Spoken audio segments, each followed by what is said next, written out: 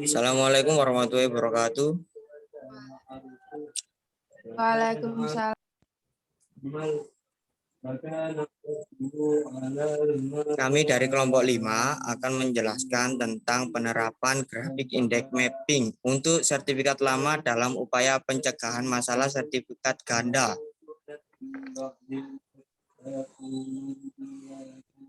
Next.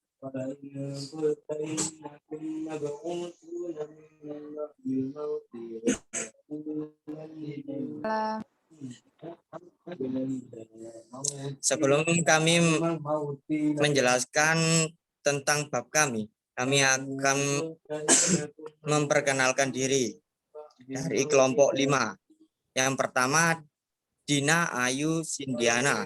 Yang kedua, Ilon Beret Anoraga. Yang ketiga, Tian Larasati. Yang keempat, Anastasia Delia Pembayun. Nomor 5, Muhammad Sofyan Nur, saya sendiri. Next.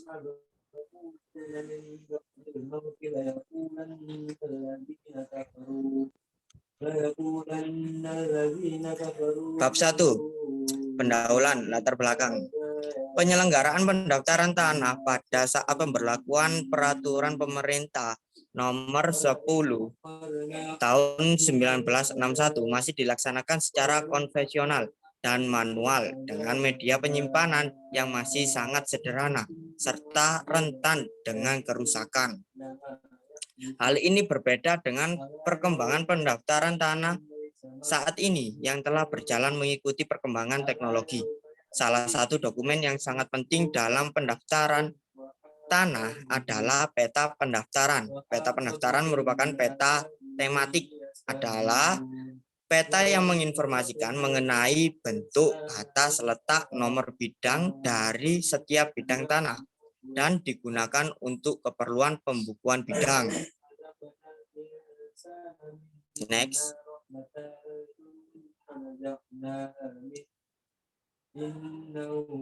Hal ini sesuai dengan bunyi pasal 1 ayat 15 PP 24 tahun 1997 dan pasal 141 PMNA KBPN nomor 3 tahun 1997. Peta pendaftaran dibuat dengan skala 1:1000, 1:2500 dan 1:10.000 sesuai dengan fungsinya sebagai pembukuan bidang-bidang tanah dan pencegahan terjadinya pendaftaran ganda, maka peta pendaftaran harus digunakan sebagai peta yang berkembang. Dengan demikian, setiap perubahan penambahan bidang-bidang tanah yang tercakup pada suatu lembar peta pendaftaran harus digambar pada peta tersebut. Unsur bangunan pada peta pendaftaran tidak merupakan keharusan untuk dipetakan kecuali unsur tersebut merupakan bagian data yang penting atau dapat digunakan untuk rekonstruksi batas bidang tanah jika diperlukan. Pasal 141. Nomor bidang tanah atau nomor identifikasi bidang NIB digunakan sebagai identifier untuk dapat berhubungan atau korelasi dengan data lain yang menyangkut satu bidang atau bidang-bidang tanah. Pasal 21 PP 24 tahun 1997 dan pasal 142 ayat 3. Peta pendaftaran yang digunakan untuk kegiatan sehari-hari di kantor pertanahan haruslah peta dalam satu sistem koordinat tertentu dan format peta tertentu. Sistem koordinat tertentu artinya untuk suatu peta pendaftaran hanya menggunakan sistem koordinat lokal atau nasional. Next.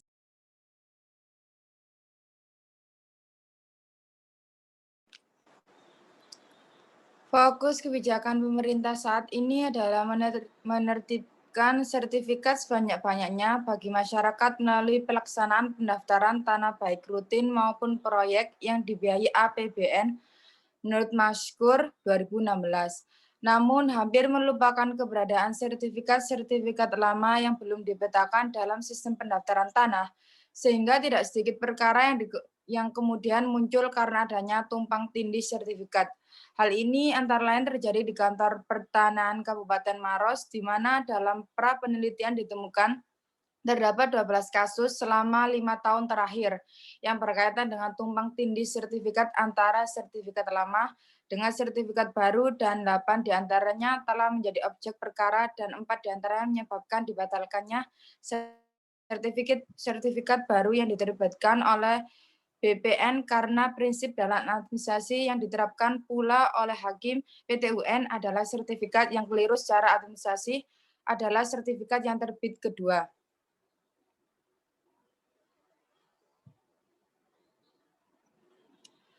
Rumusan masalah kami mengambil bahwa bagaimana implementasi kegiatan pemetaan indeks grafis atau Graphical Index Mapping atau GIM, bagaimana upaya Badan Pertanahan Nasional dalam mencegah dan menyelesaikan masalah sertifikat ganda. Tujuan untuk mengetahui implementasi kegiatan pemetaan indeks grafis, untuk mengetahui upaya Badan Pertanahan Nasional dalam mencegah dan menyelesaikan masalah sertifikat ganda.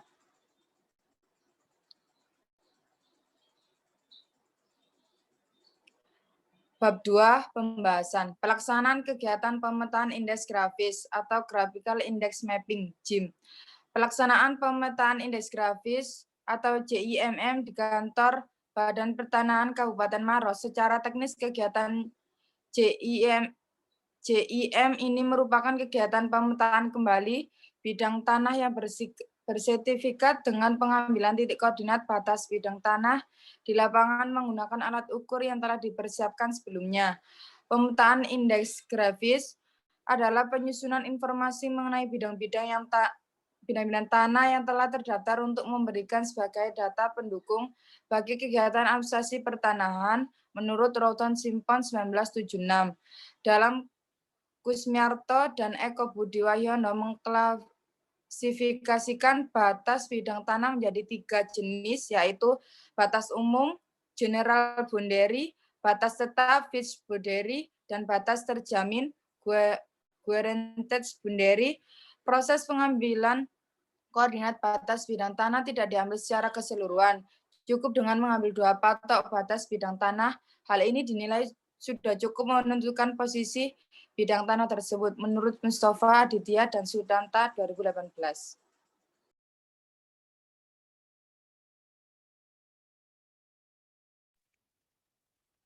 Kebijakan yang ditempuh oleh Badan Pertanahan Nasional dalam mencegah dan menyelesaikan masalah sertifikat ganda.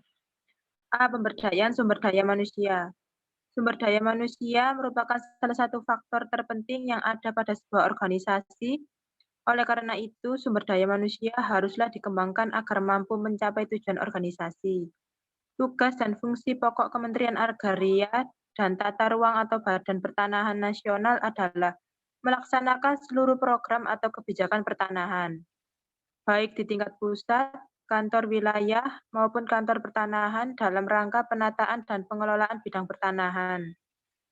Memerlukan dukungan sumber daya manusia yang berkualitas dan jumlah yang seimbang. Salah satu sumber daya manusia bidang pertanahan yang sangat penting dan merupakan ujung tombak pelayanan pertanahan adalah juru ukur pertanahan. Pada kantor pertanahan Kabupaten Maros saat ini, proporsi juru ukur yang dimiliki berjumlah 7 orang ASN dari total jumlah ASN sebanyak 39 orang dan dibantu oleh tenaga lulusan D1 asisten superior kadasteral berlisensi D1 ASKB sebanyak 10 orang. Jadi dapat disimpulkan bahwa petugas juru ukur tidak sebanding untuk melaksanakan tugas bidang pertanahan dalam hal pengukuran atas tanah yang ada di lapangan.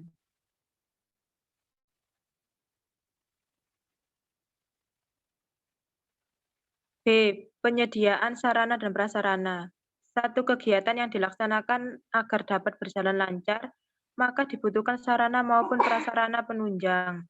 Pengelolaan dokumen dan warkah digital di kantor pertanahan Kota Maros juga membutuhkan sarana dan prasarana yang memadai dalam pelaksanaannya. Karena tanpa sarana dan prasarana, maka kegiatan tersebut tidak akan berjalan dengan baik. Hal ini sejalan dengan apa yang diungkapkan oleh Prasetyo, yaitu ada beberapa elemen dalam menentukan keberhasilan e-government yang meliputi 1. Sumber daya manusia yang terdiri dari aspek kemampuan. 2. Perangkat lunak dan perangkat keras yang meliputi jaringan server serta perangkat dalam komputer. 3. Sistem informasi dan terintegrasi berkaitan dengan konsistensi data dalam aplikasi. 4. Standar operasional prosedur berhubungan dengan standar dasar dalam melaksanakan suatu kebijakan pemerintah.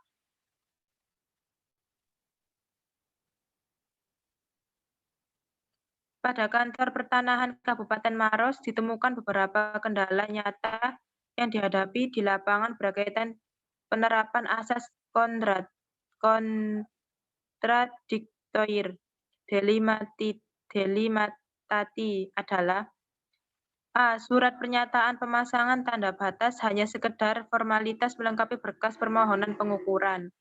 B. Belum terpasangnya tanda batas tanah pada waktu petugas ukur datang untuk melaksanakan pengukuran di lapangan.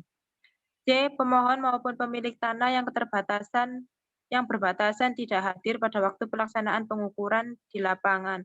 Meskipun surat pemberitahuan waktu pelaksanaan pengukuran sudah disampaikan kepada pemilik tanah dan pemilik tanah berbatasan. D. Sering terjadinya sengketa batas bidang tanah pada waktu dilaksanakan pengukuran di lapangan. E. Terhambatnya kegiatan pendaftaran tanah akibat dari kendala-kendala dalam pemenuhan asas kontradiktoir delimitati.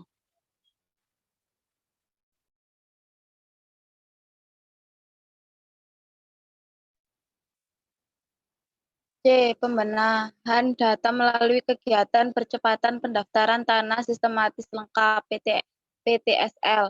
Kementerian Agraria dan Tata Ruang Badan Pertanahan Nasional atau BPN semenjak akhir tahun 2016 telah mencanangkan akselerasi kegiatan pendaftaran tanah secara masif dengan target terdaftarnya seluruh bidang tanah di Indonesia pada tahun 2025. Akselerasi tersebut dilakukan melalui kegiatan pendaftaran tanah sistematis lengkap PTSL.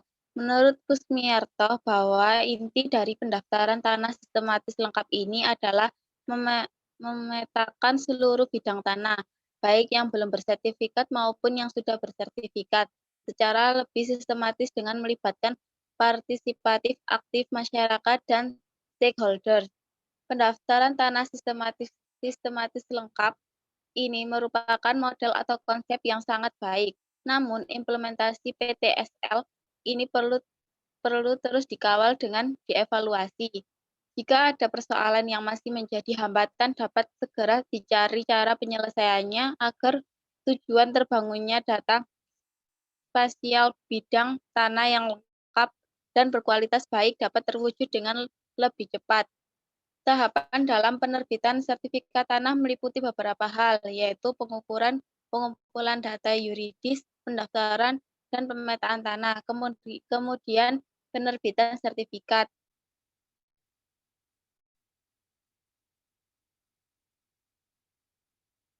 Penyelenggaraan program pendaftaran tanah sistematis lengkap telah dilaksanakan selama 4 tahun terakhir dengan target kegiatan yang terus meningkat, menunjukkan keseriusan pemerintah dalam melakukan pendaftaran tanah secara menyeluruh terhadap bidang-bidang tanah dengan melakukan pola pendaftaran desa demi desa, sehingga tercipta pemetaan desa demi desa. Badan Pertanahan Nasional Kabupaten Maros mensosialisasikan terkait manfaat sertifikat dengan memberikan penjelasan bahwa dengan adanya sertifikat bisa dijadikan sebagai modal usaha. Naiknya harga bidang tanah yang sudah disertifikatkan dan yang paling utama adalah masyarakat terhindar dari konflik-konflik akibat batas tanah yang belum ada kejelasan yang sah secara hukum. Kemudian, Badan Pertanahan Nasional Kabupaten Maros memberikan penjelasan terkait prosedur yang harus dilengkapi oleh pemohon pembuat sertifikat seperti fotokopi KTP, fotokopi KK, surat keterangan tanah, pajak tahun sebelumnya, mengisi blanko dari Badan Pertanahan Nasional, materai map patok batas tanah. Setelah itu, Badan Pertanahan Nasional Kabupaten Maros melanjutkan tahapan-tahapan lainnya hingga proses penerbitan dan penyerahan sertifikat.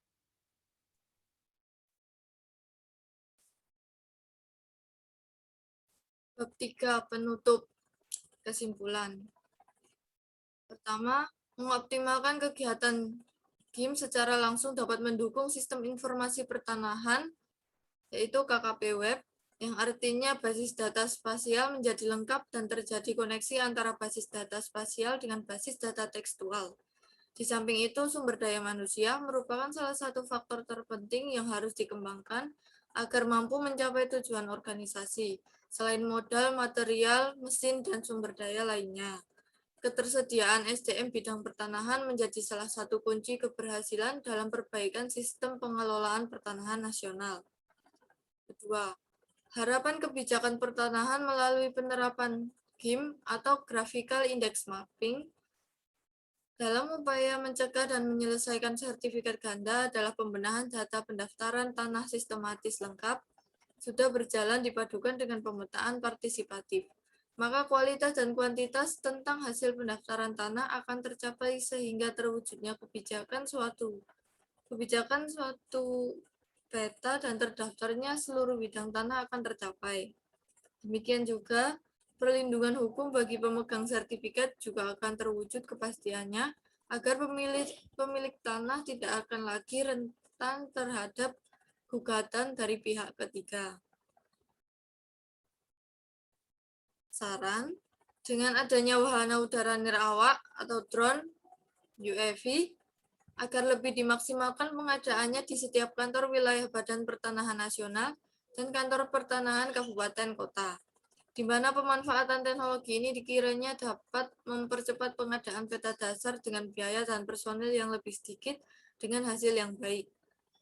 Kementerian Agraria dan Tata Ruang atau Badan Pertanahan Nasional sebagai satu-satunya institusi yang memiliki kewenangan di bidang pertanahan, disarankan supaya sumber daya manusia yang ideal, khususnya juru ukur dan non-juru ukur, supaya ditempatkan secara merata di tiap-tiap kantor pertanahan dan kantor wilayah Badan Pertanahan Nasional Kabupaten Kota, sehingga setiap pekerjaan pengukuran tanah dapat terselesaikan tepat waktu. Sekian dari kelompok kami. Wassalamualaikum warahmatullahi wabarakatuh. Waalaikumsalam warahmatullahi wabarakatuh.